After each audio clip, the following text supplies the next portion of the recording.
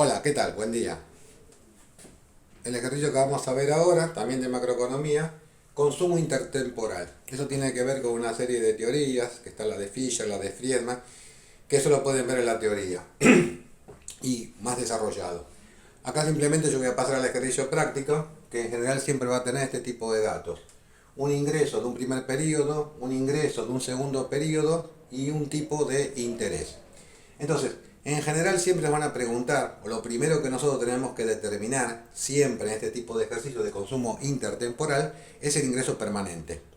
La demostración a veces bastante pesada, bastante dura, por así decirlo. Entonces directamente voy a ir a la fórmula. Ustedes, que el profesor les pide la demostración, bueno, tendrán que estudiarla, ¿no? De alguna manera. Bien, vayamos al ejercicio. Entonces, YP va a ser el ingreso permanente que yo voy a calcular. Para eso me voy a ayudar de esta fórmula. 1 más R va a ser el tipo de interés. En este momento vamos a asumir que no hay inflación, por lo tanto el tipo de interés nominal va a coincidir con el tipo de interés efectivo. Bien, 1 más R entre paréntesis, partido 2 más R. Cierro el paréntesis y esto lo multiplico, abro un paréntesis, por Q1, que Q1 será el ingreso 1, a veces en algunos libros está como y latina, pero en general este va a ser el ingreso que tengo que yo después reemplazar, más el ingreso 2 partido 1 más R. Este tipo de estructura se ve muchas veces cuando calculo en matemática financiera el valor actual de un bono. Muy bien. Una vez que tengo ya la fórmula, vuelvo a repetir, el ingreso permanente va a ser igual a paréntesis 1 más R partido 2 más R, cierro paréntesis por este que me salió chiquitito, abro paréntesis y me queda el ingreso del periodo 1 más el ingreso del periodo 2 sobre el tipo de interés. Bueno, una vez que tengo estos, directamente reemplazo, ¿no es cierto? Entonces, ingreso permanente va a ser igual a 1 más el 10%, 0,10, más 2 más 0,10, cierro paréntesis abro el paréntesis, el ingreso del primer periodo eran 100 euros, más el segundo, 200 euros, partido 1 más 0,10. Hago este producto de estos dos paréntesis y esto me da un ingreso permanente de 147,62 euros aproximadamente. Hasta aquí la primera parte.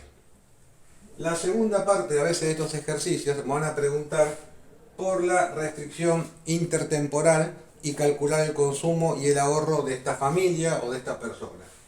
Bien. Voy a empezar a borrar. Sáquenle una foto si quieren, copienlo. Bien. Y ahora voy a seguir con la segunda parte del ejercicio. Bien. Supongamos ahora que nos dicen que el ingreso 1, lo voy a poner acá, ingreso 1, se modificó en 150 euros. Y voy a tratar de calcular justamente el consumo y el ahorro sobre ambos periodos y el nuevo. Bien. Entonces, lo primero que tengo que hacer es la fórmula del consumo. C1, que es consumo 1, va a ser igual al consumo 2 partido 1 más R, que era el tipo de interés. Eso va a ser igual al ingreso 1 más el ingreso 2 partido 1 más R. Y me voy a asegurar, para mantener el tema de las preferencias, que el consumo 1 sea igual al consumo 2 del segundo periodo.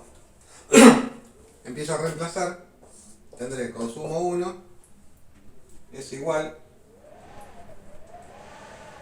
y acá, cuidado con esto, como estoy diciendo que el consumo 1 es igual al consumo 2, Acá donde dice consumo 2 lo reemplazo por consumo 1, porque si no algebraicamente no voy a poder operar. Entonces donde dice consumo 2 voy a poner consumo 1. 1 más 0,10 queda el tipo de interés, y eso va a ser igual al ingreso inicial del primer periodo, que era 100, más el segundo ingreso 200 más partido 1 más 0,10. Bueno, una vez que hago estas cuentas, generalmente acá me conviene sacar como un denominador 1,10, juntar la C1 con la C1, y al final me va a quedar que el consumo del primer periodo va a ser igual a 147,62 euros. Muy bien. Ese mismo consumo que yo tengo acá, dije que va a ser igual que el consumo 2. Entonces, lo que yo puedo decir ahora, que la renta permanente va a ser igual al consumo 1 de esta persona, siempre y cuando que el consumo 1, vuelvo a repetirlo, sea igual al consumo 2. Bien, entonces ahora ya que tengo el consumo y el ingreso, voy a calcular el ahorro para este periodo. Entonces, fórmula del ahorro, la pongo acá. Voy a cambiar de color a ver si se ve un poco mejor. Ahí está. Entonces el ahorro va a ser igual a la renta de la persona menos consumo, va a ser igual a la S de save en inglés del ahorro, ¿no? Ingreso menos consumo me da igual al ahorro. En el primer periodo dijimos que mi ingreso era de 100 y el consumo en el primer periodo era de 147,62. Por lo tanto, voy a tener un ahorro negativo de 47,62. Esto en economía también lo denominan desahorro o ahorro negativo. Bien. Y ahora voy a calcular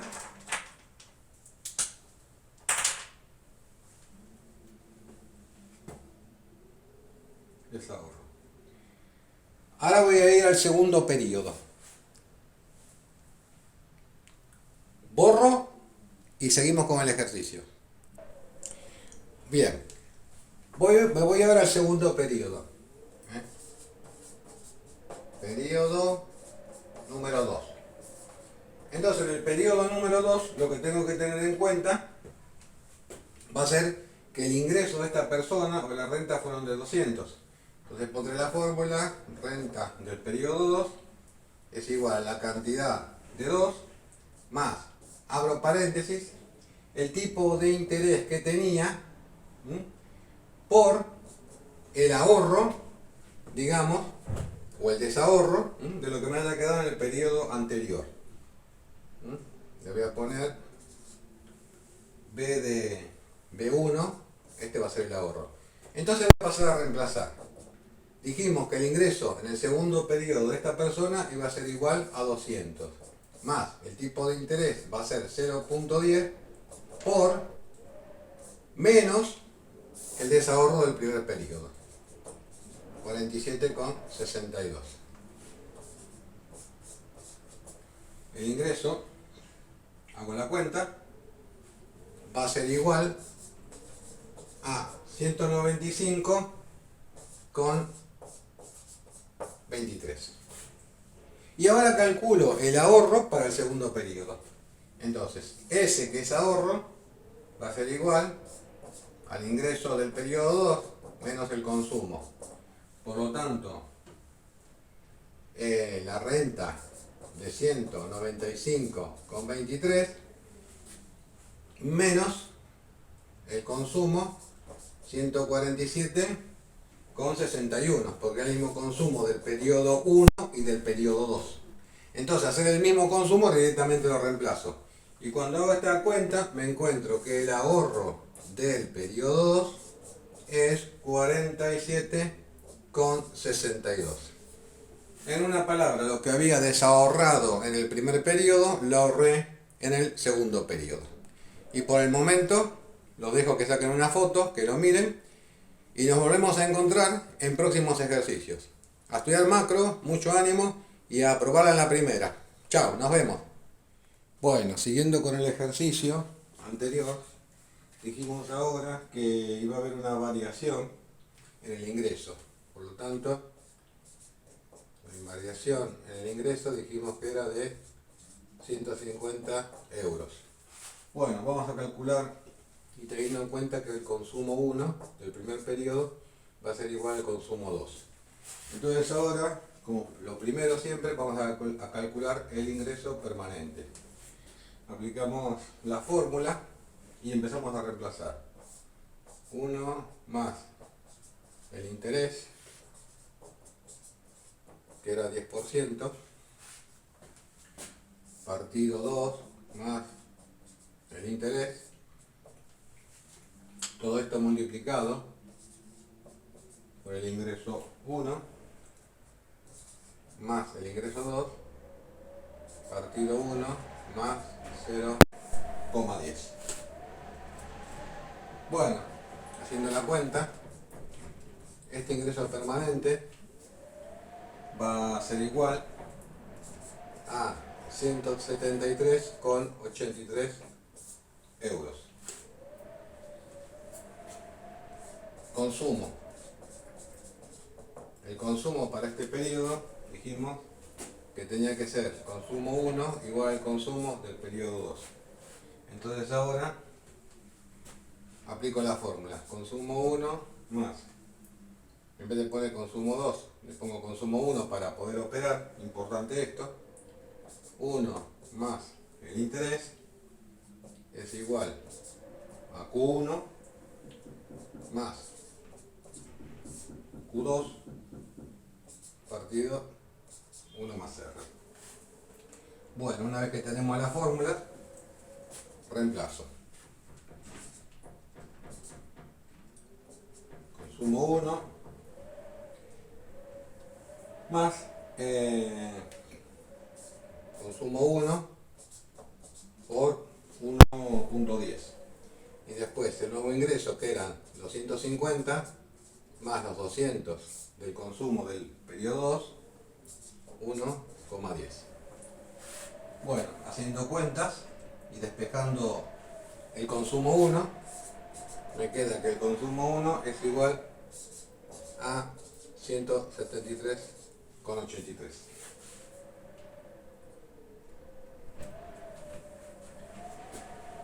Por lo tanto, el ingreso permanente va a ser igual a 173,83.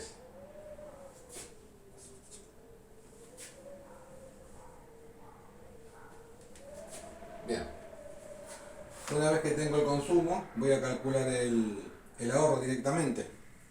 Entonces, recordemos que el ahorro era el ingreso menos consumo es igual a ahorro. Bueno, por lo tanto, tenía un ingreso de 150 menos un ahorro de menos un consumo de 173,83. El desahorro va a ser 23,83. Y de esa manera ya tengo el primer periodo. Ahora voy a seguir con la parte del segundo periodo, a estimar. Les dejo para que lo miren, lo copien o le saquen una foto. Es muy similar, la única diferencia fue el cambio de ingreso, pero la estructura del ejercicio es similar al anterior. En unos minutos continuamos. Entonces, ahora voy a estimar el ingreso del segundo periodo. Para eso directamente lo puedo hacer de una forma más rápida, que va a ser el consumo del segundo periodo más, paréntesis, el interés por el ahorro o el desahorro del periodo anterior. Entonces, el ingreso eran 200, el tipo de interés era 10. Y dijimos que íbamos a tener un desahorro menos 23,83. Por lo tanto, el ingreso de este periodo va a ser 197,05. 62 euros. Para calcular el ahorro, ahorro es igual a la renta menos el consumo, entonces el ahorro va a ser igual a 197,62, y como el consumo del periodo 1 es igual al consumo del periodo 2, directamente lo resto. Por lo tanto me va a dar un ahorro de, a ver que hago la cuenta, porque 62 menos 173, un ahorro de 23,79 positivo. Entonces compensa el desahorro, salvo los centavos, del periodo anterior. Y así sucesivamente. Como ven, el ejercicio no tiene mayores dificultades. También me pueden pedir que calcule la propensión media del consumo, lo voy a poner acá, propensión media al consumo, como también me podrán pedir la propensión media al ahorro. Entonces, simplemente lo que yo tenía antes, que había determinado en su momento, que eran los 147,62, a ver que no lo encuentro el número, a donde lo tenía acá, ya lo tengo. 147,62 partido 100, y el ahorro negativo 47,62 partido 100. Y de esa manera me queda 1,48 propensión media al consumo y menos 0,48 propensión media al ahorro. Lo mismo lo puedo hacer con el ingreso segundo de 150. Esto recordemos que era para el ingreso del periodo 1, que era igual a 100 euros. Bien, les dejo que lo copien, saquen foto, lo vean, y creo que el ejercicio resumido en dos partes, o en tres me parece, se ve bastante claro. Bueno, como siempre, a estudiar mucha macroeconomía, microeconomía, econometría, matemáticas financieras, contabilidad de costes y contabilidad financiera, y aprobar el curso. Nos vemos pronto. Hasta luego. Buenas tardes. Hoy colgué unos ejercicios sobre el tema de ejercicios sobre consumo intertemporal.